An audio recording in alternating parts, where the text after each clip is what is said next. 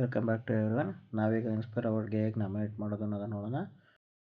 ಮೊದಲಿಗೆ ಗೂಗಲಲ್ಲಿ inspire award ಅಂತ ಟೈಪ್ ಮಾಡಿ ಸರ್ಚ್ ಮಾಡೋಣ. ಈಗ ವೆಬ್ಸೈಟ್ ಓಪನ್ ಆಗುತ್ತೆ ನೋಡಿ. ಇಲ್ಲಿ ಇನ್ಸ್ಪೈರ್ ಅವಾರ್ಡ್ ಅಂತಿದೆ ಫಸ್ಟ್ನೇದ, ಅದನ್ನು ಕ್ಲಿಕ್ ಮಾಡೋಣ. ಈಗ ನೋಡಿ ವೆಬ್ಸೈಟ್ ಓಪನ್ ಆಯಿತು, ಇನ್ಸ್ಪೈರ್ ಮಾನಕ್ ಅಂತ.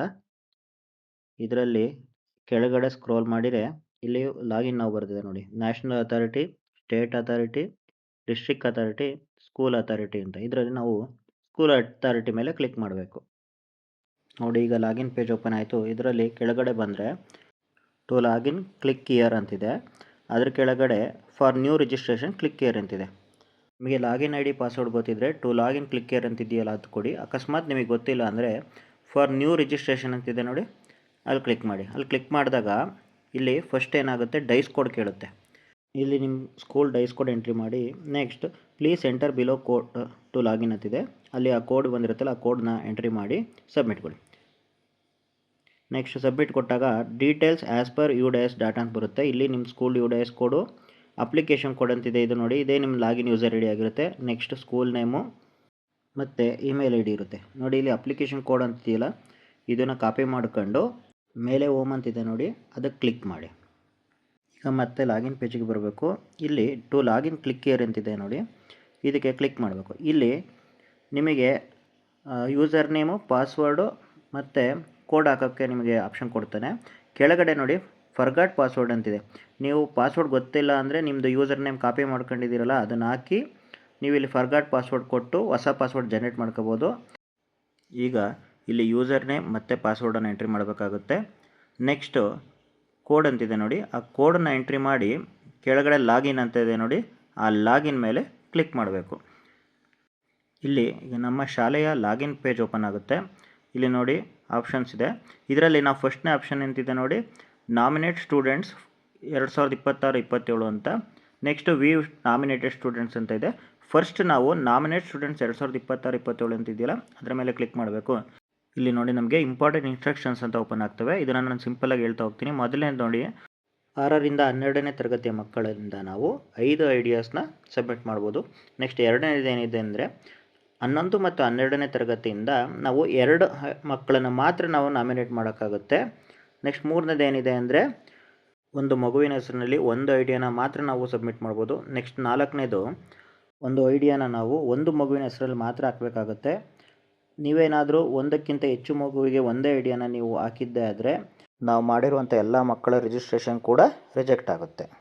5ನೇದೇನಪ್ಪ ಅಂದರೆ ನಾವು ಮಕ್ಕಳದೇ ಪಾಸ್ಬುಕ್ ಡೀಟೇಲ್ಸ್ನ ಎಂಟ್ರಿ ಮಾಡಬೇಕು. ತಂದೆ ಅಥವಾ ತಾಯಿದ ನಾವು ಎಂಟ್ರಿ ಮಾಡೋಕ್ಕೆ ಅವಕಾಶ ಇರಲ್ಲ. 6ನೇದೇನೆಂದರೆ ನಾವು ಶಾಲೆಯಲ್ಲಿ ಐಡಿಯಾ ಕ್ಯಾಂಪೇನನ್ನು ನಾವು ಆರ್ಗನೈಸ್ ಮಾಡಿರಬೇಕು. ಅದರಿಂದ ನಾವು ಮಕ್ಕಳನ್ನು ಸೆಲೆಕ್ಟ್ ಮಾಡಿರಬೇಕು. ನಾನಿಲ್ಲಿ ಎಸ್ ಅಂತ ಕ್ಲಿಕ್ ಮಾಡ್ತೀನಿ. ನೆಕ್ಸ್ಟು ನಮ್ಮ ಶಾಲೆಯಲ್ಲಿ ಐಡಿಯಾ ಬಾಕ್ಸ್ ಇದೆಯಾ ಅಂತ, ಇದಕ್ಕೂ ನಾನು ಎಸ್ ಅಂತ ಸೆಲೆಕ್ಟ್ ಮಾಡ್ಕೊತಿದ್ದೀನಿ. ಈ ಐಡಿಯಾ ಕ್ಯಾಂಪೇನ್ಗೆ ಎಷ್ಟು ಮಕ್ಕಳು ಭಾಗವಹಿಸಿದ್ರು ಅನ್ನೋದನ್ನ ನಾವು ಎಂಟ್ರಿ ಮಾಡಬೇಕಾಗುತ್ತೆ. ನಾನಿಲ್ಲಿ 18ನೇ ಅಂತ ಎಂಟ್ರಿ ಮಾಡಿದ್ದೀನಿ. ಕೆಳಗಡೆ ನೋಡಿ ಸೇವ್ ಆ್ಯಂಡ್ ನೆಕ್ಸ್ಟ್ ಅಂತಿದೆ, ಇದ್ರ ಮೇಲೆ ನಾವು ಕ್ಲಿಕ್ ಮಾಡಬೇಕು. ಇದ್ರ ಮೇಲೆ ಕ್ಲಿಕ್ ಮಾಡಿದ್ರೆ ನೆಕ್ಸ್ಟ್ ಪೇಜ್ ಓಪನ್ ಆಗುತ್ತೆ. ಇಲ್ಲಿ ಜನರಲ್ ಇನ್ಸ್ಟ್ರಕ್ಷನ್ಸ್ ಅಂತ ಓಪನ್ ಆಗುತ್ತೆ. ಇದರಲ್ಲಿ ಫಸ್ಟ್ನೇದು ಏನಂದರೆ ನಾವು ಸ್ಟೂಡೆಂಟ್ಸ್ದು ಸ್ಕ್ಯಾನರ್ಡ್ ಫೋಟೋನ ಇಟ್ಕೋಬೇಕಾಗುತ್ತೆ. ನೆಕ್ಸ್ಟು ನಾವು ಮಾಡಿರೋಂಥ ಐಡಿಯಾದು ಸಿನಾಪ್ಸಿಸ್ದು ಡಾಕ್ಯುಮೆಂಟ್ ಇಟ್ಕೋಬೇಕಾಗುತ್ತೆ. ನೆಕ್ಸ್ಟ್ ಎರಡನೇದು ಏನಂದರೆ ನಾವು ಮಗುವಿನ ಪಾಸ್ಪೋರ್ಟ್ ಸೈಜಿಂದ ನಾವು ಫೋಟೋನ ಸ್ಕ್ಯಾನ್ ಮಾಡ್ಕೊಂಡು ಫೋಟೋ ಅಪ್ಲೋಡ್ ಮಾಡಬೇಕಾಗುತ್ತೆ. ನೆಕ್ಸ್ಟ್ ಏನಿದೆ, ಆ ಫೋಟೋ ಸುತ್ತ ಸ್ಪೇಸ್ ಇರಬಾರ್ದು, ಅಂದರೆ ಅಷ್ಟು ನೀಟಾಗಿ ಕ್ರಾಪ್ ಮಾಡ್ಕೊಂಡು ನಾವು ಅಪ್ಲೋಡ್ ಮಾಡಬೇಕಾಗುತ್ತೆ. ನೆಕ್ಸ್ಟ್ ಆ ಫೋಟೋ JPG ಫಾರ್ಮ್ಯಾಟಲ್ಲಿ ಇರಬೇಕು. ಆ ಫೋಟೋ ನಾವು ನೀಟಾಗಿ ಕ್ರಾಪ್ ಮಾಡಿರಬೇಕು. ಮೂರನೇದು ಏನಿದೆ ಅಂದರೆ ನೋಡಿ, ನಾವು ಅಪ್ಲೋಡ್ ಮಾಡೋವಂಥ ಸಿನಾಪ್ಸಿಸು PDF, JPG ಅಥವಾ JPG ಅಥವಾ ವರ್ಡ್ ಫಾರ್ಮ್ಯಾಟಲ್ಲಿ ಇರಬೇಕು. ಆಮೇಲೆ ಅದ್ರದ್ದು ಸೈಜು 2 MBಗಿಂತ ಕಡಿಮೆ ಇರಬೇಕು. ನೆಕ್ಸ್ಟ್ ಬಂದರೆ ಒಂದು ಚೆಕ್ ಬಾಕ್ಸ್ ಇದೆ. ಆ ಚೆಕ್ ಬಾಕ್ಸ್ಗೆ ನಾವು ಕ್ಲಿಕ್ ಮಾಡಬೇಕಾಗುತ್ತೆ. ಕ್ಲಿಕ್ ಮಾಡಿ ನಾವು ಕಂಟಿನ್ಯೂ ಅಂತ ಕ್ಲಿಕ್ ಮಾಡಬೇಕು. ಕಂಟಿನ್ಯೂ ಅಂತ ಕ್ಲಿಕ್ ಮಾಡಿದ್ರೆ ನೋಡಿ ನೆಕ್ಸ್ಟ್ ಇಲ್ಲಿ ಆ್ಯಡ್ ಸ್ಟೂಡೆಂಟ್ಸ್ ಅಂತ ಓಪನ್ ಆಗುತ್ತೆ. ಈ ಆ್ಯಡ್ ಸ್ಟೂಡೆಂಟ್ಸಲ್ಲಿ ನಾವು ಪ್ರತಿಯೊಂದು ಮಗುನ ನಾವು ಆ್ಯಡ್ ಮಾಡಬೇಕಾಗುತ್ತೆ. ನೋಡಿ ನಾವೀಗ ಒಂದು ಆ್ಯಡ್ ಮಾಡೋಣ. ಆ್ಯಡ್ ಸ್ಟೂಡೆಂಟ್ ಅಂತ ಕ್ಲಿಕ್ ಮಾಡಿದಾಗ ಒಂದು ಫಾರಮ್ ಓಪನ್ ಆಗುತ್ತೆ. ಈ ಫಾರಮಲ್ಲಿ ನಾವು ಮಗು ಡೀಟೇಲ್ಸು ಪ್ರತಿಯೊಂದನ್ನು ನಾವು ಫಿಲ್ ಮಾಡಬೇಕು. ನೋಡಿ ಈಗ ನಾನು ಒಂದು ಫಿಲ್ ಮಾಡಿರೋಂಥ ತೋರಿಸ್ತೀನಿ ನೋಡಿ. ಇಲ್ಲಿ ಫಸ್ಟು ನಾವು ಮಗು ಪಾಸ್ಬುಕ್ಕಲ್ಲಿ ಏನು ಹೆಸರು ಇರುತ್ತೋ ಅದೇ ಹೆಸರನ್ನ ನಾವಿಲ್ಲಿ ಸ್ಟೂಡೆಂಟ್ ನೇಮಿಗೆ ಟೈಪ್ ಮಾಡಬೇಕು. Next father name, mother name, gender, date of birth, Aadhaar number ಮತ್ತು ಸ್ಟೂಡೆಂಟ್ಸ್ ಪೇರೆಂಟ್ಸ್ ಕಾಂಟ್ಯಾಕ್ಟ್ ನಂಬರು ಮತ್ತು ಆ ಮಗು ಹ್ಯಾಂಡಿಕ್ಯಾಪು ಅಲ್ವನ್ನ ಟಿಕ್ ಮಾಡಬೇಕು. ನೆಕ್ಸ್ಟ್ ಆ ಮಗುವಿನ ಇಮೇಲ್ ಅಡ್ರೆಸ್ ಎಂಟ್ರಿ ಮಾಡಬೇಕು. ನೆಕ್ಸ್ಟ್ ಆ ಮಗುವಿನ ತರಗತಿ ಮತ್ತು ಆ ಮಗುವಿನ ಕೆಟಗರಿನ ನಾವು ಸೆಲೆಕ್ಟ್ ಮಾಡಬೇಕಾಗುತ್ತೆ. ಇದಾದಮೇಲೆ ಐಡಿಯಾ ಆರ್ ಇನೋವೇಷನ್ ಟೈಟಲ್ ಅಂತ ಬರುತ್ತೆ. ಇಲ್ಲಿ ನಾವು ಏನು ಇನೋವೇಷನ್ ಆ ಮಗುವಿಗೆ ಆಗ್ತಿದ್ದೀವೋ ಆ ಇನೋವೇಷನ್ ಟೈಟಲ್ನ ನಾವು ಇಲ್ಲಿ ಟೈಪ್ ಮಾಡಬೇಕು. ನೆಕ್ಸ್ಟ್ 300 ಪದಗಳಿಗೆ ಹೆಚ್ಚಾಗದಂತೆ ನಾವು ಆ ಇನೋವೇಷನ್ ಬಗ್ಗೆ ಬ್ರೀಫಾಗಿ ಬರೀಬೇಕಾಗುತ್ತೆ. ಇಲ್ಲಿ ನಾನು ನೋಡಿ ಹಾಕಿದ್ದೀನಿ ಆಲ್ರೆಡಿ ನಾನು. ನೆಕ್ಸ್ಟ್ ಬಂದರೆ ಮೆಂಟರ್ ಆರ್ ಟೀಚರ್ ನೇಮ್ ಅಂತಿದೆ. ಇಲ್ಲಿ ಇದನ್ನು ಯಾರು ಅಪ್ಲೈ ಮಾಡ್ತಿದ್ರು ಅಥವಾ ಸೈನ್ಸ್ ಟೀಚರ್ ಇದ್ದರೂ ಅವರು ಅವ್ರ ನೇಮ್ನ ಕೊಟ್ಕೋಬೇಕಾಗುತ್ತೆ. ಕೆಳಗಡೆ ಸ್ಕ್ರೋಲ್ ಮಾಡಿದರೆ ಆ ಮಗುವಿನ ಬ್ಯಾಂಕ್ ಡೀಟೇಲ್ಸ್ ಕೇಳುತ್ತೆ. ಇಲ್ಲಿ ಆ ಮಗುವಿನ IFSC ಕೋಡು, ಅಕೌಂಟ್ ನಂಬರು, ಬ್ಯಾಂಕ್ ನೇಮು ಮತ್ತು ಬ್ಯಾಂಕ್ ಅಡ್ರೆಸ್ನ ನಾವು ಟೈಪ್ ಮಾಡಿ ಕೆಳಗಡೆ ಸಬ್ಮಿಟ್ ಅನ್ನೋ ಬಟನ್ ಇದೆ ನೋಡಿ, ಅದರ ಮೇಲೆ ನಾವು ಕ್ಲಿಕ್ ಮಾಡಬೇಕು. ಈಗ ಓಕೆ ಕೇಳುತ್ತೆ, ಓಕೆನ ಪ್ರೆಸ್ ಮಾಡಬೇಕು. ನೆಕ್ಸ್ಟ್ ನಾವು ಡಾಕ್ಯುಮೆಂಟ್ಸ್ನ ಅಪ್ಲೋಡ್ ಮಾಡಬೇಕಾಗುತ್ತೆ.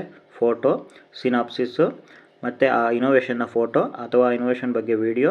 ನೆಕ್ಸ್ಟ್ ನಾವು ಮಗುವಿನ ಪಾಸ್ಬುಕ್ಕನ್ನು ನಾವಿಲ್ಲಿ ಅಪ್ಲೋಡ್ ಮಾಡಬೇಕಾಗುತ್ತೆ. ನಾನಿಲ್ಲಿ ಅಪ್ಲೋಡ್ ಮಾಡಿದ್ದೀನಿ.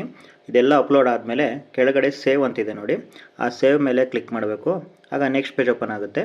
ಇಲ್ಲಿ ಲೀಸ್ಟ್ ಆಫ್ ನಾಮಿನೇಟೆಡ್ ಸ್ಟೂಡೆಂಟ್ಸ್ ಅಂತ ಬರುತ್ತೆ. ಇಲ್ಲಿ ನೋಡಿ ನಾವು ಈಗ ಆ್ಯಡ್ ಮಾಡಿರೋಂಥ ಮಗು ಡೀಟೇಲ್ಸ್ ಬಂದಿದೆ.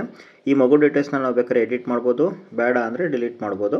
ನೆಕ್ಸ್ಟ್ ನೋಡಿ ಈಗ ಎರಡನೇ ಮಗುನ ಆ್ಯಡ್ ಮಾಡೋದಾದ್ರೆ ಮೇಲೆ ಆ್ಯಡ್ ಸ್ಟೂಡೆಂಟ್ಸ್ ಅಂತ ಇದೆ ನೋಡಿ, ಅದ್ರ ಮೇಲೆ ಕ್ಲಿಕ್ ಮಾಡಿ ಮೊದಲಿನ ರೀತಿಯಲ್ಲೇ ಫಾರಮ್ ಫಿಲ್ ಮಾಡಿ ಡಾಕ್ಯುಮೆಂಟ್ಸ್ನ ಅಪ್ಲೋಡ್ ಮಾಡಿ ಸೇವ್ ಕೊಡಬೇಕಾಗುತ್ತೆ. ನೋಡಿ ನಾನು ಇದೇ ರೀತಿ 2 ಮಕ್ಕಳನ್ನ ರಿಜಿಸ್ಟರ್ ಮಾಡಿದ್ದೀನಿ. 2 ಮಕ್ಕಳು ಡೀಟೇಲ್ಸ್ ಬರ್ತಿದ್ದಾವೆ ನೋಡಿ ಇಲ್ಲಿ. ಆ 2 ಮಕ್ಕಳದು ಬೇಕಾದ್ರೆ ಈಗ ಮತ್ತೆ ಎಡಿಟ್ ಮಾಡ್ಬೋದು, ನೆಕ್ಸ್ಟ್ ಡಿಲೀಟ್ ಮಾಡ್ಬೋದು. ಈಗ ಒಂದ್ಸತಿ ಎಲ್ಲ ಕಂಪ್ಲೀಟ್ ಆದಮೇಲೆ ಕೆಳಗಡೆ ಸೇವ್ ಆ್ಯಂಡ್ ಕಂಟಿನ್ಯೂ ಅಂತಿದೆ ನೋಡಿ, ಅದ್ರ ಮೇಲೆ ಕ್ಲಿಕ್ ಮಾಡಬೇಕು. ನೆಕ್ಸ್ಟ್ ಮೇಲೆ ಓಕೆ ಬಂದಿದೆ, ಕ್ಲಿಕ್ ಮಾಡಿದ್ದೀನಿ. ನೆಕ್ಸ್ಟ್ ನೋಡಿ ಇಲ್ಲಿ ನಮ್ಮ ಶಾಲೆಯ ಪ್ರಿನ್ಸಿಪಲ್ ಅಥವಾ ಹೆಡ್ ಮಾಸ್ಟರ್ ಡೀಟೇಲ್ಸ್ನ ಎಂಟ್ರಿ ಮಾಡಿ ಚೆಕ್ ಬಾಕ್ಸ್ ಮೇಲೆ ಕ್ಲಿಕ್ ಮಾಡಿ ಕೆಳಗಡೆ ಸೇವ್ ಅಂತಿದೆ ನೋಡಿ, ಸೇವ್ ಕೊಡಿ. ನೆಕ್ಸ್ಟ್ ಬಂದಿದ್ದು ನೋಡಿ ಅಪ್ಲಿಕೇಶನ್ ಸ್ಟೇಟಸ್ ಅಂತಿದೆ. ಇಲ್ಲಿ V1 ಎಡಿಟ್ ಅಂತಿದೆ, ಫಾರ್ವರ್ಡ್ ಅಪ್ಲಿಕೇಶನ್ ಅಂತಿದೆ. ಇಲ್ಲಿ ನೀವೇನಾದ್ರು ಎಡಿಟ್ ಮಾಡೋದಿದ್ರೆ V1 ಎಡಿಟ್ ಕೊಡಿ, ಇಲ್ಲ ಅಂದರೆ ನೀವೇನು ಮಾಡಬೇಕು, ಈ ಅಪ್ಲಿಕೇಶನನ್ನು ನೀವು ಡಿಸ್ಟಿಕ್ ಅಥಾರಿಟಿಗೆ ಅಪ್ರೂವಲ್ಗೆ ಫಾರ್ವರ್ಡ್ ಮಾಡಬೇಕಾಗುತ್ತೆ. ನೋಡಿ ಈಗ ನಾನು ಫಾರ್ವರ್ಡ್ ಮಾಡಿದ್ದೀನಿ.